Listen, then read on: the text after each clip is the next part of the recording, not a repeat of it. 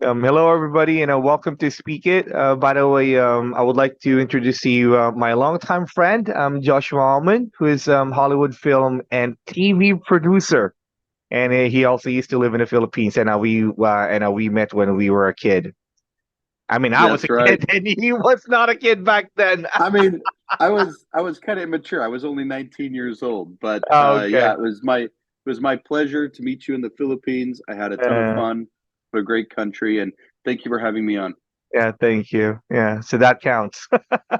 It counts. All right. So anyhow, obviously, Joshua already knows how to speak English.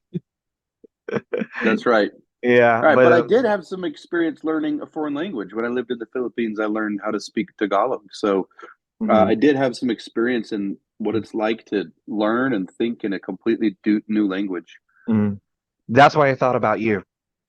Okay, cool. Yeah. So in this interview, we're not going to talk about how do we learn English. We're just going to talk about how do we learn a new language because, of course, to other people, English is also new for them, and there are times where they don't know how to learn it.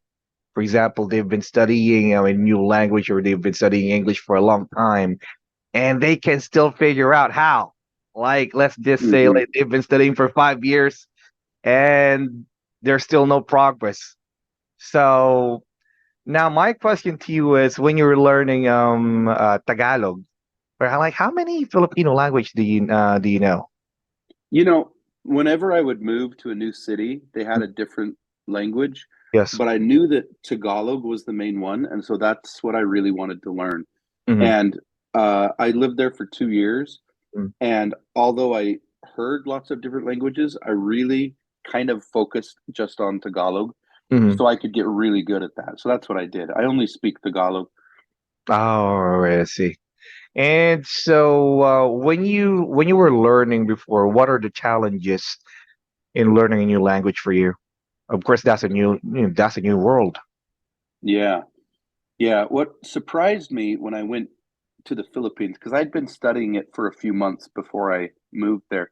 And Right. one thing that was difficult was how fast everyone talked. And I know it's like that for English learners as well, Mm, is they when they're speaking to someone who speaks natively, um, we speak so quickly, we speak so fast that it's mm, hard to understand. And having learned a new language, when I'm talking to someone who is English as a second language or they're just learners, I try to slow down because I know how helpful that is. That's one of the biggest challenges is people are speaking so quickly and mm, I could only understand one or two words because it's so fast. So that's a real challenge. I remember mm, thinking that when I got to the Philippines, I thought, oh, I know how to speak Tagalog. I've been studying. And then people started talking and I was completely lost. mm. By the way, before you came here, how long did you learn Tagalog before in the States? We we were studying it for about 2 months, and Two it was months. every day Uh, for 8 hours a day every day. mm, So I felt like I was really prepared, but mm, nothing really prepares you for mm, being in that space speaking to mm, a native speaker. mm. And also because the difference is that when you speak in English, the accent is very different from other languages. Right. For example, Korean, Japan, Chinese, Tagalog, Thai. Uh, we pronounce the words by pronouncing every syllable. That's right. In America, it's really different.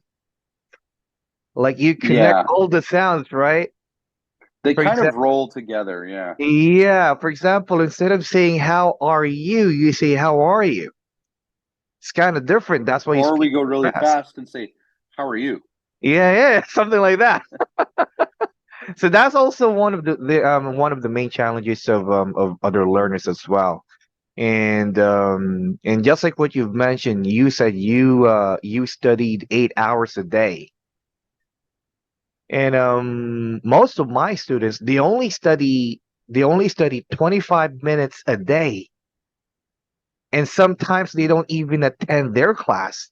So I was like, and then they expect to learn really quick.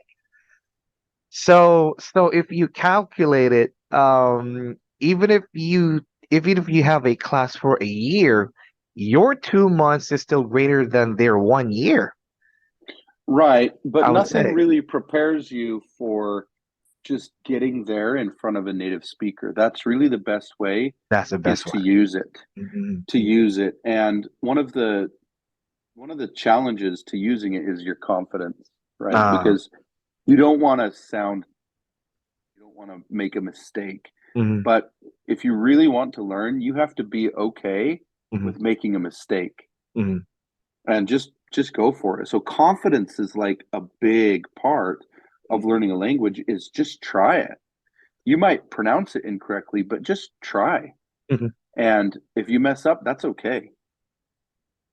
Do you think this is just what I've noticed because when it comes to speaking English, or English speakers are really confident.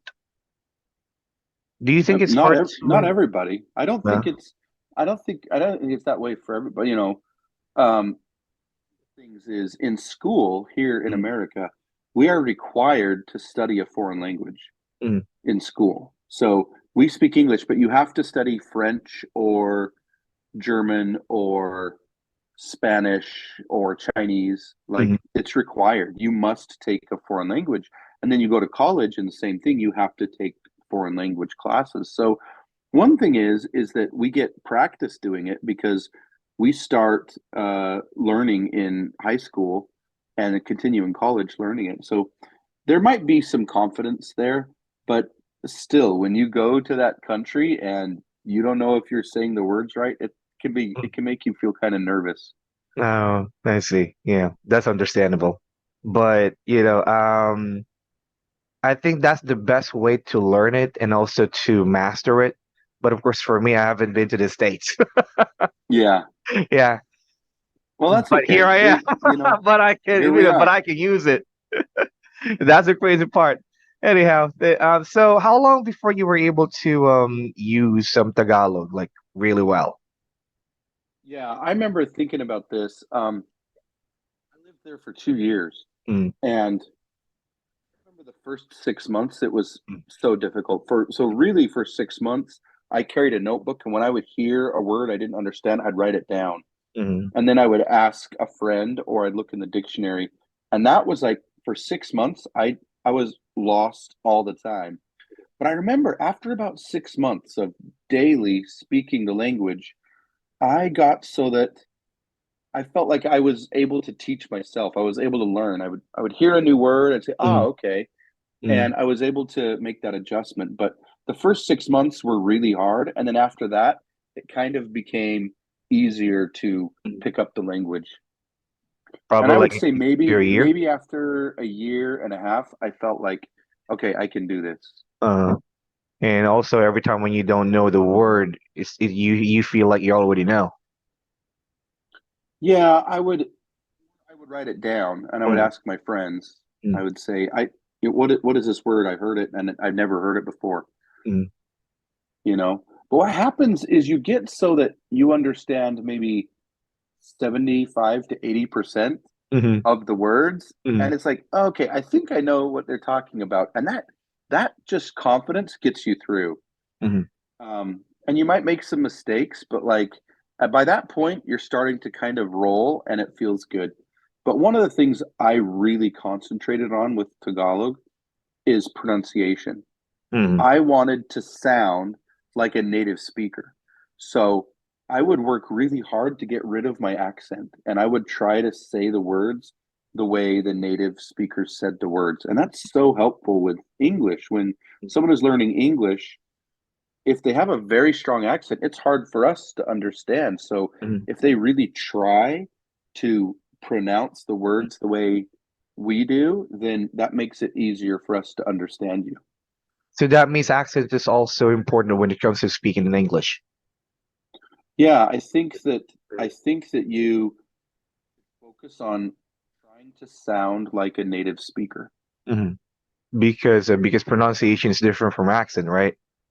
Right. Yeah, because his accent is where it's where you're where you sound like. For example, if you're born in Texas, your accent is gonna be different.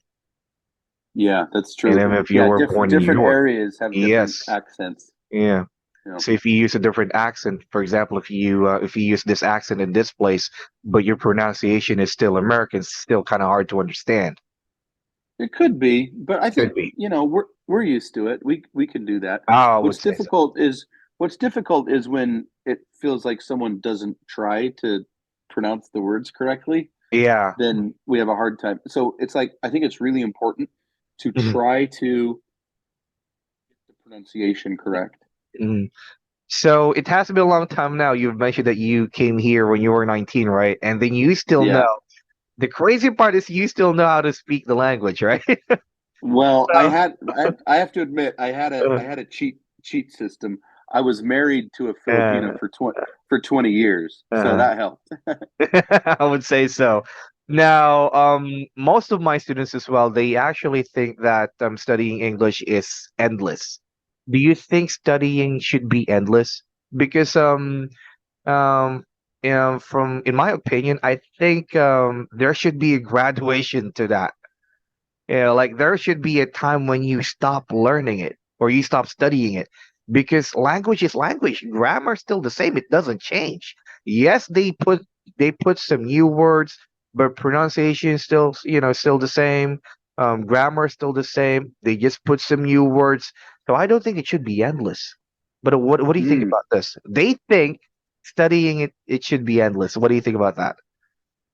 I think that growth and Uh, learning uh, is endless, but yeah. that doesn't mean you have to like sit down and study. I don't sit down and study Tagalog anymore.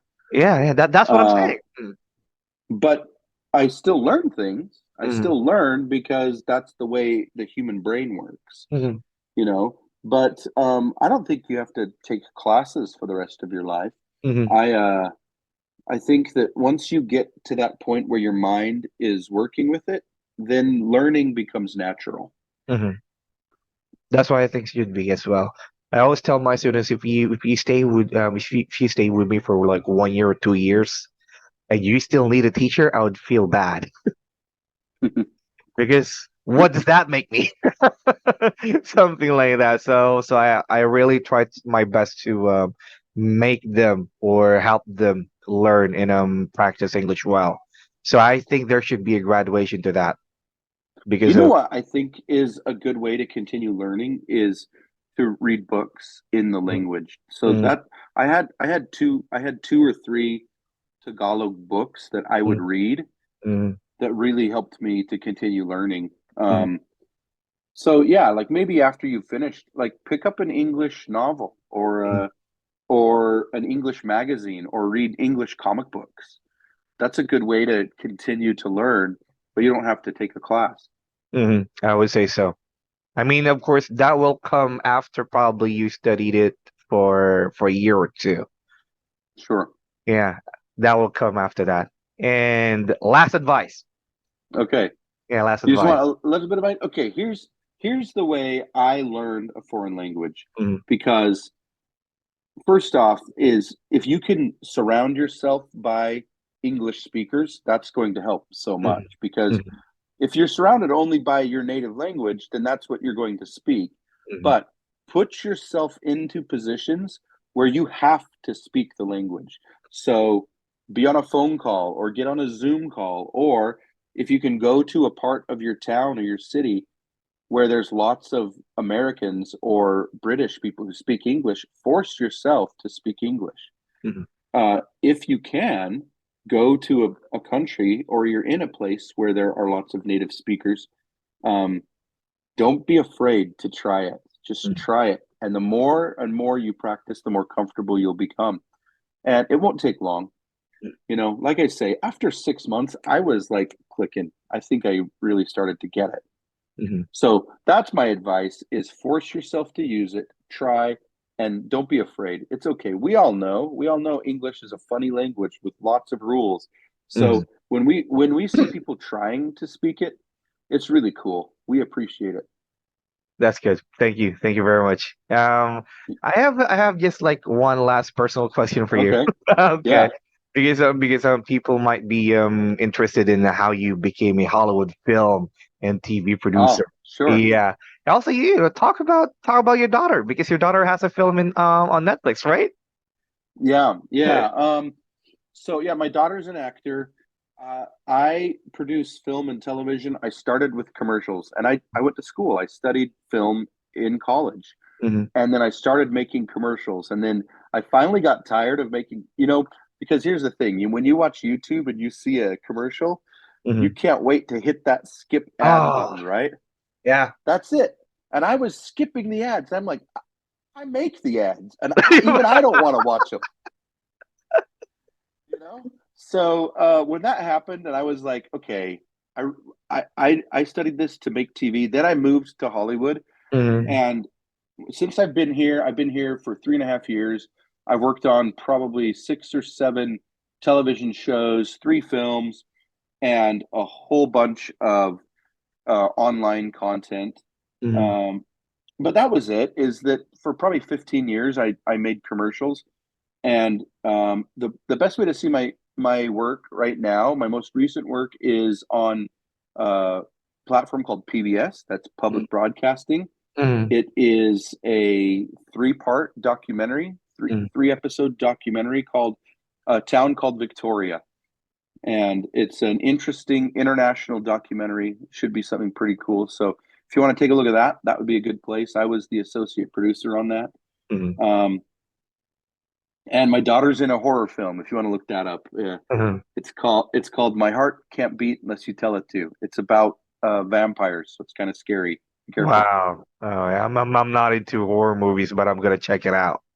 Okay, Yeah, and even if it's not available here, we still have VPN, so doesn't matter. easy. Yeah, easy. Yes. So then, Thanks so much for having me on. Yeah, yeah, it's been a yeah. it's been a Thank you. pleasure. Good luck, Yeah. English speakers. Just go for it. Try it. Don't be afraid. Hmm. Thank you for being here, Yep, you're welcome. I'll and talk to you I hope soon. you visit here as well. I really want to see you again. Okay, I'll see you soon, buddy. Okay, thank you, thank you.